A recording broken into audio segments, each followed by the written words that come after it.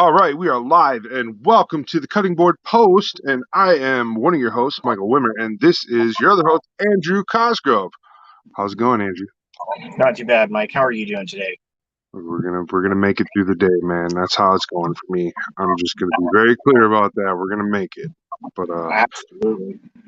that's what we got going on here today, the Cutting Board Post.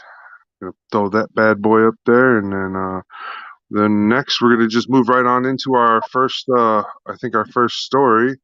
So let me go pull that video out for us. And you said we're going to talk about yup, we're going to talk about this. So this is actually, being kind of a car guy, this is kind of something that hit home to me that I thought was really, really cool. There's a British company that puts out collectible die-cast cars. And what they've gone and done is they've made a 1/8 scale Formula One part, and you can get it pretty much in any driver colors you want. Maximus Staffen just happened to be the headline of this one. And it's everything about it is 1/8 scale. It is a 100% scale build of a Formula One kart. Over 2,500 hours in research and development went into this. And then when they send you this kit, it's 250 hours of build time. So this is pretty intricate, pretty cool. Now the price of it's pretty impressive too. It comes in at just under 7,500 pounds, British pounds. So it's not a cheap thing, but definitely very cool. Awesome. Along with that, okay, so what are all the components going to be mixed material? Will there be some metal, some plastic? Is it going to be all plastic? So a lot of it is going to be very similar to an actual F1 car. So a lot of your suspension pieces and engine pieces are going to be actual metal. And then your body is probably going to be like a composite plastic or carbon fiber. It's absolutely insane the level of detail that's gone into this. So that's amazing. Yeah, I'm pretty excited to see what these things actually look like. They measure in at almost 70 centimeters in length. So I mean that's pretty big for a model car. Yeah, that seems like we're getting up into the ideals of a large remote control type car. Absolutely. It's funny because when I read the article, it says, you could have this sitting at your desk. Well, if you've got this sitting at your desk, you must have a massive desk to put this thing on. Yeah, because that's quite large. Yeah, that's huge. So that's like 2.5 feet, roughly. Yeah, that's what I was saying. Like that's in my head. I'm just putting the number together. 70. I'm like, wow, that's 10 is like that's like 10. So Yeah. I'm just thinking 70. Yeah, Wow. 70 centimeters is like just shy of 2.5 feet. So I mean that's huge. Yeah. So that's cool. All right. Let's take a quick commercial break, eh? Sure. And then we'll be right back. Let's go ahead. What's up, brokes? Web C here. And before you continue on your journey into my videos, I'd like to tell you about our new friend, Broke Man Studio. And this is a great time for you guys to catch up with him and see cool things that he's talking about. Broke Man is always bringing you the cheapest solution to the coolest gunpla fill. So don't forget, like, subscribe, and check out all of his new videos. We here at Kit Bash Gundam, at the Rocket Industries, at WebC Official, and all our other subsidiaries are here to support Broke Man Studio and Broke Man Reviews and Broke Man Tuts. Everybody have a great time, and I hope you enjoy watching this little video.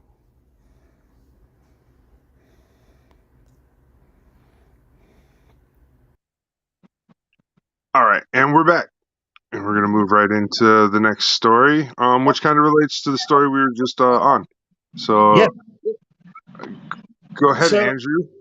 yeah, this was kind of a cool one. You know, it's not. This is not just die-cast cars. Like, yes, it does say in the title that global growth of this industry is growing, but I mean, this is a overall thing.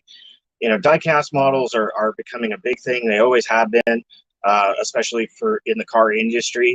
You know, if you're into motorsports, you know, there's always die-cast race cars, that kind of thing. And this is just showing that worldwide that, you know, modeling is very much a thing. It's a big industry. There's a lot of money involved in it, and this is just showing that over the next 4 years, just in die-cast cars, they are expecting $1.3 billion in growth in 4 years. That's huge. That's profit money. So that's not just the money that, you know. That's profit margins growing by $1.3 billion. It's a lot of money. Yeah, I mean, an already saturated market full of different types of hobbies for one type of hobby to be able to make a growth of that big of a number, that must mean that other hobbies, such as the gunpla world, must be growing at such an exponential rate as well. And that's where you're saying is this doesn't just tie into the diecast. This also should trickle out to all the other major hobby sectors as well. And that's actually a really good thing because I could see the painting sector is starting to get a boom as well. Uh, for materials and all that type of stuff. They're when they were once limited, now you can go in and find a lot more brands that could be more suitable for the project you're looking for. And that creates the boom for the economic side of the hobbies, is because you're able to find more materials, not at a cheaper price, but at a more varied price so that you can compare and figure out what level of quality materials you want to be using in practice. So that's a really good idea. I mean, when you're trying to make that premium product, obviously you're going to use the premium stuff. But when you're practicing, if you can find something that's going to work just like the premium stuff, but at a cheaper price, that's where the economic boom is happening. There's a lot of people are looking for that to get the practice stuff. And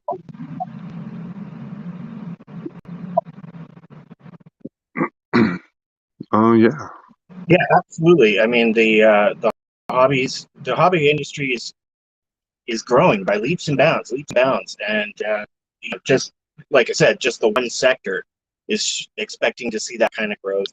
And absolutely, we're going to see that across the hobby industry. You know, whether it's scale models, whether it's gunpla, whether it's diecast, you know, as as far be it as even things like, you know, knitting, painting, that kind of stuff. It's all an industry that is continuing to grow and get huge amounts of momentum. So yeah, pretty cool. okay. Hmm. All right. Yeah, I agree with you on that. That's super awesome. Uh, um, so in other news, here at Kit Bash Gundam, you know me, Web C. I have been hosting Web C's Bounty Bag Challenge, and along with that, the first actual contestant's bounty bag has been sent out. So, what's that? The last month, July. So July's contestant will be getting their bounty bag very soon. Um, and then along with that, we have 6 entries still currently for the Bounty Bag Challenge for August. And those entries have, you guys still have until the 7th of September to enter in for the August entry. And voting will happen the 8th of September. And then on the 8th of September, we'll start taking in entries for September block. So you guys hurry up, get your August votes in, so that we can see who's gonna be our August player, and then we'll move on to September. It'll be great news. All right, that's it for the Bounty Bag Challenge. Um, A little weather report here in Minnesota for all you builders in Minnesota. It's going to be high moisture for the next 3 days. And then come Sunday, we'll get some dry weather for about 3 or 4 days. And that's when it'll be prime painting weather. I mean, prime painting weather for any of you guys who paint outside. The next week here is going to be the best week for the rest of the year for painting. And then throughout September, we're going to see some rain, so expect that because we had such a dry summer in this area. Outdoor painting will be pretty hard throughout the month of September, and you guys know how it gets in October, almost too cold to paint outside. So hurry up and get your outdoor painting done if you guys are outdoor painters. All right, back to you, Andrew. So Oh, I guess the last, I guess we'll touch yeah. on my last story that I've got that I found. It's from up north where I'm at here. Couple of French Canadian fellas, brothers, have gone and recreated the Cape Breton fortress of Louisbourg in Lego. This comes from CBC News up here in Canada. This is just cool to me. The the uh, the the model itself is 7.3 meters long, so that's huge. That's absolutely huge. And so far it's been 2 years in the build process. They're still not finished. There are over 200,000 pieces in the model itself right now. Just a very, very cool thing. Lego is a throwback to my childhood. I was a huge Lego kid, and I saw this and I just thought that this was really cool. So I wanted to share it with everybody. Super awesome. And now, what is the historical significance of that structure, that landmark? That it's a French Canadian fort from the French-British War here in North America in the early settler days. Obviously, it's not an exact recreation. It's Lego figures and so on, so it's not going to be perfect, but it's just cool. It's a giant Lego model.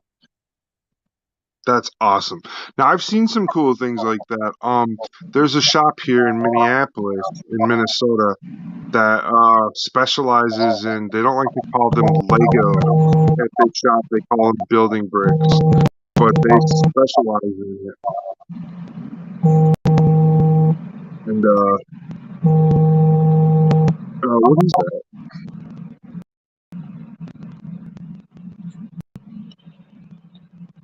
Is that you? I'm getting background noise from you, Andrew. Um, the they specialize in doing like World War II sceneries and stuff like that. And those really cool World War II sceneries are really nice. They have some really cool like Battle of the Bulge and D-Day and things like that. All those types of different events. But these guys, they also do other things besides just that. But that was one of their big things is they specialized in doing building blocks, mainly Legos, but they rebranded them like kind of like trying to get away from lawsuits for opening up custom make your own creation sales. So that's kind of what they were into, was make your own creation sales, but they do like World War II style with tanks and jeeps and like different bunker setups and like made it look like war scenes and stuff like that. So it kind of falls in line with what your thing was talking about was like a recreation of a certain fort. So that's kind of what they do down here in Minneapolis. But one of the special things they did is here in Minnesota we have a fort called Fort Snelling, and it's a major historical fort, military fort in Minnesota, where like you can still take tours of this fort, and they still have people that dress and act like they're living in colonial times and stuff. And when I was a kid, I went and did the tour, and like there was a guy in the blacksmith shop, and he was like making nails. He was making nails to fix horseshoes and stuff, and it was really cool. that was definitely something I thought that was super awesome to see that, you know, so doing all those things. So it's really cool that Lego is being used to create diorama type instrumentations of historical sites and things like that, because it gives a creative imagination to the kids to like, wow, we could take a picture of real life and make it out of Lego. You know what I mean? and, Like it shows them and it can also, develop an interest in history for kids. that You know, too. That too. It definitely can, because then they can be excited about building those historical buildings and sites and stuff like that. Very much so. I agree. I agree on that. All right. So we're gonna go back to competition talk, and we are going to give everybody some updates on the Kit Bash mascot strike build off. So we've posted a flyer on Kit Bash Gundam of the 7 approved strike Gundams we can pick from for the mascot build off, and then you are being encouraged to Kit Bash in some way or another with those Gundams. So keep that in mind. Along with all that, the official building has started, so everybody should be building now. You don't have to send in a pre-entry photo or anything. Just go ahead and start building. And then make sure you send in all your photos that you want and tell us which one is the photo you want to have judged. But we need to see more than one photo, I think. We want to see a few photos of your product. But just tell us which one you want to have as like your final judge photo. And you'll send those stuff into Doug Goings.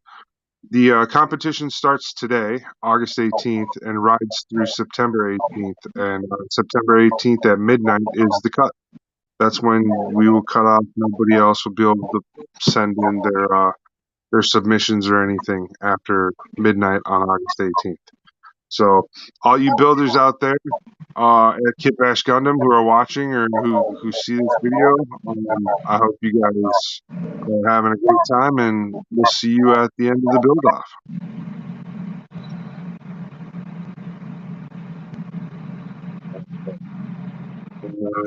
Yep. We can go into commercial.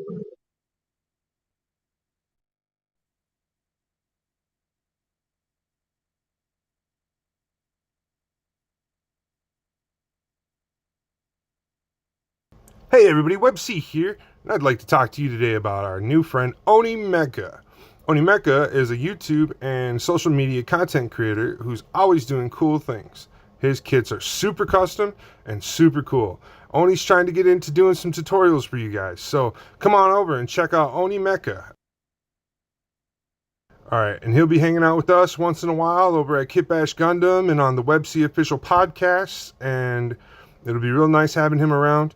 So you guys go on over there and check out Oni Mecha, where he'll teach you guys how to do things like custom Werner colors with airbrush and how he custom sculpts different types of claw plate. So have fun.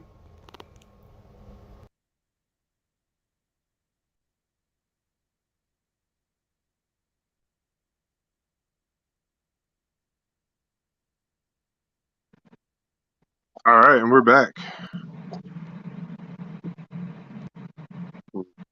So yeah, other than that, I think it's probably a pretty short show today, brother. Yeah, that's all I've got for you today.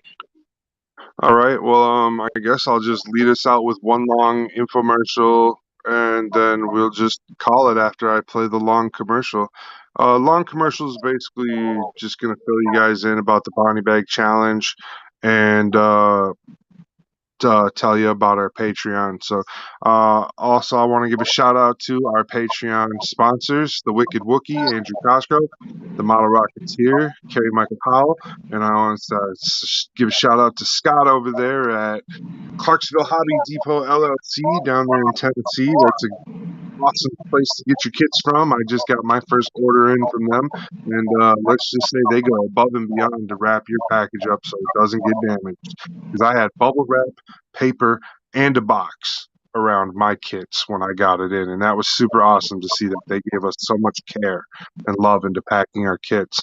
So those couple extra bucks for the kits that they charge is definitely worth the care that you put into sending them to you. So keep that in mind when you order from Clarksville Hobby Depot LLC. All right, and big commercial time. You want to hit us with a sponsor announcement? Absolutely. Thanks for joining us, everybody. We can only do this with the help of our friends, our affiliates, and partners that do this. So we're going to give a quick shout out to a few of those. Hobby Nut Models, the Horde with Derek Ho, Clarksville Hobby Depot, because we have a guy that has a hobby outlet also. But of course, everybody knows the Mega Warehouse and the Mega Parts Guy being those big online sponsors, and of course the world-renowned GSN, the Gundam Shoppers Network. Really appreciate you guys, encouraging us, being our friends, and kind of like lighting the way as we follow up. We really appreciate the encouragement. If you guys subscribe, share their content, check them out, see what they're doing. They're doing a great thing. So all we can do is try to work alongside these people and keep making the community great. Bounty Bag Challenge. So I am creating what I am dubbing a bounty bag. It's a bag where I'm creating a bounty, which is a mission for whoever receives the bounty to do a kit bash with the parts inside the bag. And you have to cut these parts up and use them in odd and ends ways that they don't normally get used in order to make them work, because I'm not sending you enough parts to reuse a whole limb or a whole shoulder pad. I'm only sending you sections to where I want to see your creativity and see where you would place those parts to create a different mobile suit build.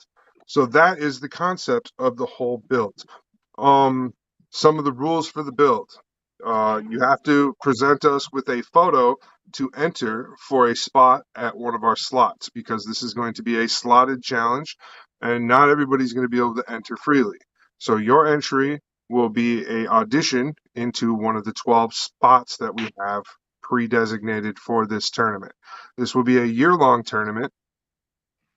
There's no entry fee for the tournament. You don't have to pay shipping for the parts in the bounty bag or the bounty bag itself. You will not have to purchase anything after you've completed your challenge either. There will be, along with that, you are also allowed to use an old kit that you have already built. Just remember that you'll have to paint all the parts in the kit to match, so if it's a build you really like, you might not want to do it, and if you use a new kit, we require you show us the kit new in box. For old kit users, we recommend and ask that you use at least 3 pictures of the build when you send us your final product, 3 pictures of the original build as well, like your process or in progress or work in progress. Those 3 pictures plus your final pictures for judging. After that, you get 6 weeks from the time the bag shows up at your door. We'll be able to track that time via the way we send the package to you. Like it will let us know when that package was dropped at your door. So we will know from that point on. You'll have 6 weeks to work on your build. And each person will be assigned a designated month throughout the build cycle. And once we get back to the 1 year, we will set up a round robin tournament for players to compete to get their prizes. And that is the Bounty Bag Challenge. For the viewers out there, if you like what you see tonight, and if you like what you have been seeing here at WebC Official with any of our 3 shows, whether that be Kit Bash Friday nights, Full Metal Late Nights on Friday, or the What's in the Hangar Wednesday, it always helps for you to stop by our Patreon and make a donation. And our donations aren't just giving us money for free. We do give you things in return. So please stop by our Patreon, have a look, and see which subscription would fit you to help us. And when you help us make WebC Official better for you to view. Thank you. All right.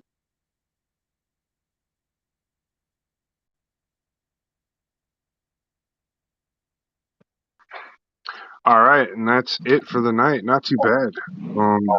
You have yourself a great night, Mr. Andrew. We're gonna end the stream.